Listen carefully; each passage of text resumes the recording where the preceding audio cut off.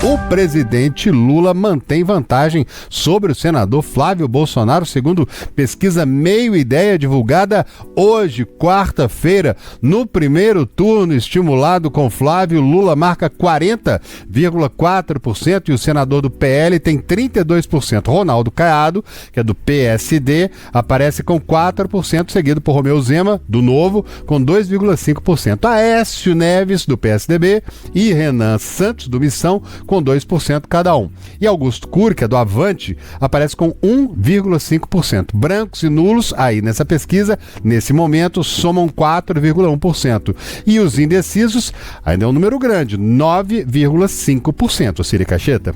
André, já no primeiro turno com outro nome, em vez de Flávio, Michele Bolsonaro, Lula aparece ali com 40,4%, a Michele com 29,4%, Ronaldo Caiado 7%, Romeu Zema 4,4%, Renan Santos do Missão 13,5%, Aécio Neves 3,2%, Augusto Cury 2,5% aí nessa simulação com Michele Bolsonaro. Também foi feita a pergunta espontânea em que os nomes dos candidatos não são mostrados ao entrevistado. Nesse caso, o que acontece? Aparece ali Lula, 32,8% das menções, e Flávio aparece com 20,3%. O ex-presidente Jair Bolsonaro, que está inelegível, né, e em prisão domiciliar, é citado por 1,3%. Os que não sabem somam 33,1%. Essa turma aí vai decidir a eleição, viu? Essa turma tem que ficar de olho nela, é muito importante o voto deles, né? Já em simulação de segundo turno para as eleições de 2026, Lula aparece com 45% das intenções de voto e Flávio Bolsonaro com 40%, ainda de acordo com essa pesquisa Meio Ideia. Está aí na sua tela, então Lula 45%, Flávio 40%, brancos, nulos, não sabem ou não responderam, somam neste caso ali 15%. Partindo para a etapa complementar, segundo turno, né, contra a ex-primeira-dama Michele Bolsonaro, o atual presidente marca 45% e ela 36%, Círia. Parece bem também ali, Michele, hein? Pois é, 19% em brancos e nulos neste cenário, né? Importante também destacar isso aí. Agora, nos demais cenários de segundo turno testados, Lula lidera contra todos os adversários. O presidente marca 45% contra 37,6% de Ronaldo Caiado, 45% contra 37% de Romeu Zema, 45% contra 33% de Renan Santos e 45% contra 23% de Joaquim Barbosa. Lula é citado por 46,4% quando os entrevistados são perguntados em quem não votariam de jeito nenhum. Já Flávio Bolsonaro, neste caso, é mencionado por 43,4%. A pesquisa também perguntou quem é, na opinião dos entrevistados, a mulher com mais poder hoje no Brasil. Michele foi a mais citada, com 15,4%, seguida pela atual primeira-dama Janja, com 9%. E a ministra do Supremo Tribunal Federal, Carmen Lúcia, aparece ali com 4,5%. E a ex-presidente Dilma Rousseff chegou ali com 2,5%. Ainda sobre esse tema, o repórter Levi Guimarães tem mais informações para a gente sobre essa pesquisa Meio Ideia, divulgada nesta quarta-feira. O Levi que traz informações direto de Brasília. Boa noite para você, Levi. Boa noite para todo mundo que nos acompanha aqui no Tempo News. Saiu hoje essa pesquisa Meio Ideia, né, que mostra aí as intenções de voto na corrida ao Palácio do Planalto em 2026. Mostra o presidente Luiz Inácio Lula da Silva com uma vantagem de 5 pontos percentuais sobre o senador Flávio Bolsonaro em um eventual segundo turno. E essa pesquisa mediu também o impacto ou possível impacto de alguns casos aí que tomaram conta do noticiário nas últimas semanas ou até nos últimos meses, né? Por exemplo, sobre o caso do Banco Master, todo o escândalo do Banco Master envolvendo o ex-banqueiro Daniel Vorcaro, essa pesquisa aponta que na avaliação dos eleitores, tanto Lula como Flávio Bolsonaro são quase igualmente afetados por essa história. Questionados, por exemplo, sobre quem estaria mais envolvido com o Banco Master, 39% responderam que é Lula e 37,4% disseram que é Flávio Bolsonaro, e outros 22% não souberam responder.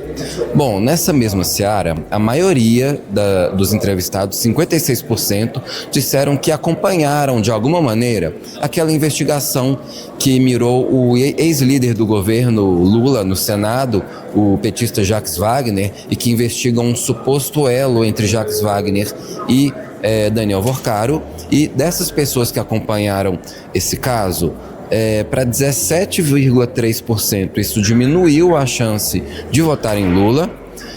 Para outros 42% não altera o voto, e outros 7% disseram que até aumentou as chances de um voto no presidente.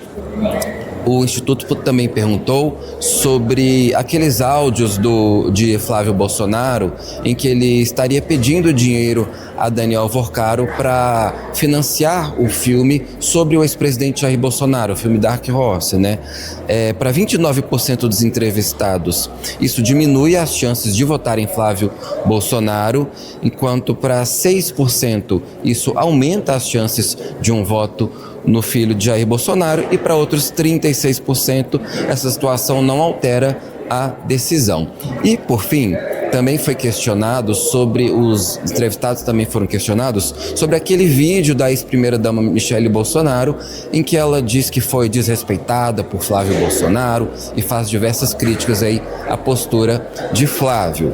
57% dos eleitores disseram que tomaram conhecimento de alguma maneira desse fato, e dentro desse universo dos que ficaram sabendo, 29% acreditam que as falas de Michele são totalmente verdadeiras, outros 35% disseram que foram mais verdadeiras do que falsas, enquanto que para 29% elas seriam mais falsas do que verdadeiras. Portanto, essa pesquisa medindo aí como alguns desses fatos podem impactar nessa disputa já bastante polarizada entre Lula e Flávio Bolsonaro lá em outubro. É com vocês. Valeu, Levi Guimarães, falando aí com a gente de Brasília. Aqui, ó, a pesquisa ouviu 1.500 pessoas em todo o Brasil no período de 3 a 6 de julho, por meio de entrevistas por telefone. A margem de erro é de 2,5 pontos percentuais, com um nível de confiança de 95%. O levantamento está registrado no Tribunal Superior Eleitoral sob o seguinte protocolo: BR 05628/2026. Mas eu vou chamar novamente o Berlink Cantelmo aqui para essa conversa, para participar, nos ajudar a analisar, embora o Berlink seja especialista em ciências criminais, né? Mas queremos a sua avaliação sobre esse cenário. Queria já começar te perguntando como que você avalia, Berlink, o impacto aí dessas pesquisas eleitorais na estratégia desses grupos políticos neste momento. Olha, Círia, embora a gente seja acreditado aí como especialista em ciências criminais, o criminalista, se não estiver atento ao cenário político também, ele acaba se colocando como um ponto inerte na conjuntura democrática, né? Então, a gente tem que estar antenado. Olha só, partindo do contexto numérico ali, a gente chega a uma conclusão de que, de certa maneira, Lula traz uma frente interessante em percentual, mas lá do outro, nós percebemos também um alto índice de rejeição. E, na nossa concepção, talvez Lula só venha a liderar a intenção de voto nesse sentido porque, de certa maneira, há ainda uma fragmentação da direita, né? Então, a gente chegou à conclusão que essa fragmentação da direita causa mais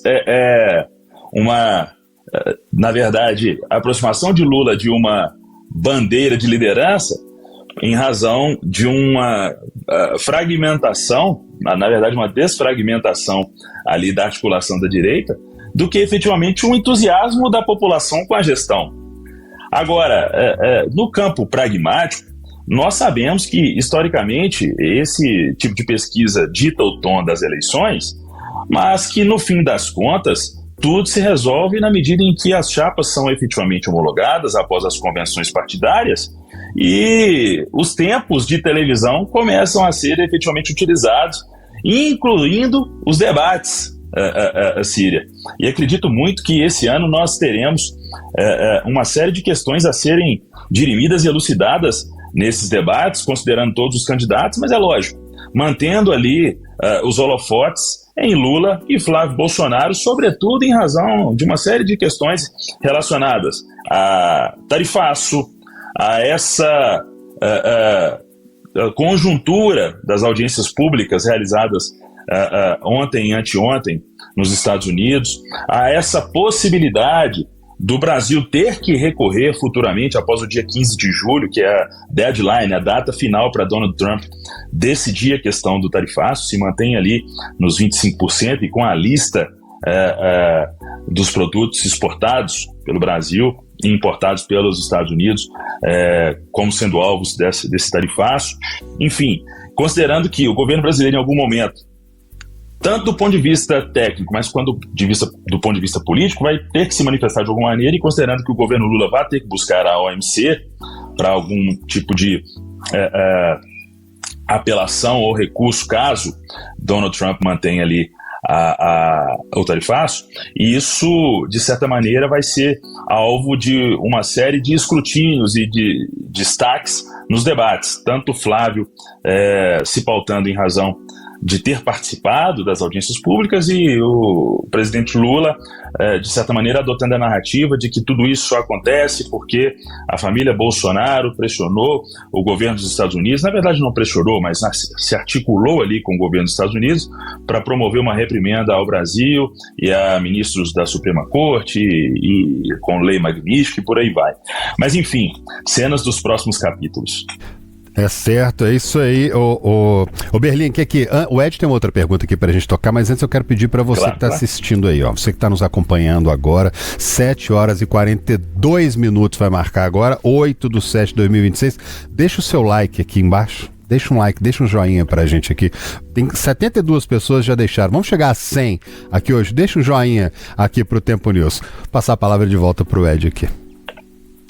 Berlim, diante desse resultado que a gente tem aí, uma polarização concentrada nessa pesquisa, como já era esperado entre Lula e Flávio, e tem também um índice de rejeição grande também entre os dois principais candidatos. Nessa polarização, é esperado que seja um processo eleitoral marcado por grandes registros, altos registros aí de uma judicialização durante a campanha. E pelo lado da rejeição, se a Justiça Eleitoral, se acredita que a Justiça Eleitoral deva ter mais trabalho aí para enfrentar denúncias de fake news, crimes contra a honra e nessa disputa entre os dois pontos, os dois candidatos. Excelente pergunta, Ed. Olha só, com relação ao tópico pesquisa, nós não podemos também perder de vista que é uma pesquisa válida, registrada no TSE, mas fazendo uma análise conjuntural, é levantamento telefônico, né, pré-campanha, com ali quase 10% de indecisos e antes, inclusive, como eu falei agora há pouco, da definição de chapas e homologação de candidaturas pós as convenções partidárias, né? Então, sim, serve para medir temperatura, mas não para, de certa maneira, prever outubro, né? Enfim, mas com relação a esse background que você me traz sobre polarização, sobre escala de utilização de narrativas, o que eu posso tentar aqui criar em termos de previsibilidade é que sim, esse ano talvez o TSE, na verdade o TSE em última instância, o TSE hoje atua como órgão regulador das eleições por meio dos seus respectivos decretos, das suas respectivas portarias, das suas instruções, mas a Justiça Eleitoral, em primeira instância, então logo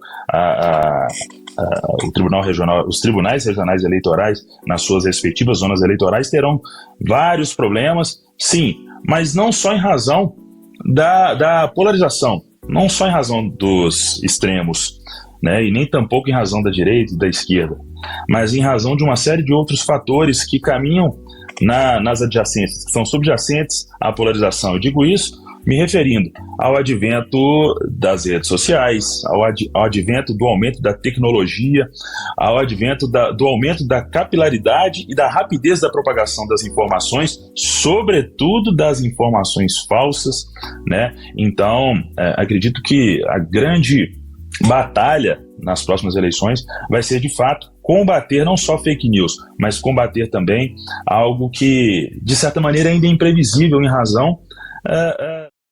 Você gostou desse corte? Deixe seu like, ative as notificações e se inscreva no canal para estar sempre atualizado.